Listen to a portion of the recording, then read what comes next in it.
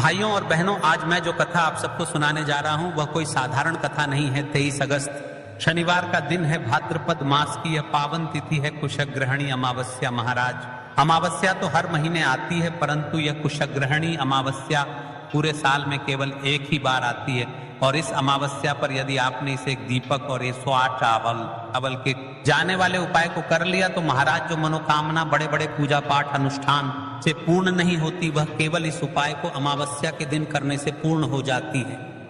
दीपक हल्दी का आपको किस स्थान पर जलाना है? कुआं, बावड़ी, नदी, तालाब या फिर शिव मंदिर में। और 108 चावल के दाने वाला विशेष उपाय, जो अवसर पूरे साल में केवल एक बार मिलता है, उसका लाभ यदि हमने नहीं लिया तो फिर पूरे वर्ष इंतजार करना पड़ेगा।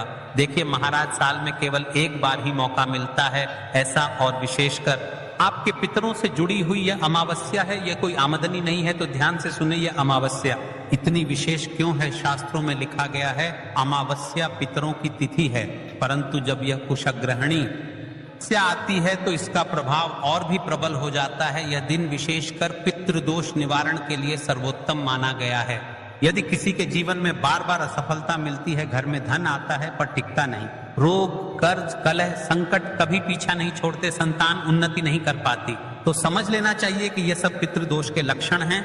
और कुशग्रहणी अमावस्या का यही वरदान है कि इस दिन किया गया एक छोटा सा उपाय पितृदोष, काल सर्प दोष, वास्तु दोष जैसे बड़े से बड़े दोष को शांत कर देता है। इसीलिए यह अमावस्या सामान्य नहीं है, बल्कि जीवन का अंधकार मिटाने वाली तिथि है। देखिए महाराज, हमें इस उपाय को क्यों करना चाहिए, यह सबसे बड़ा संवाद है।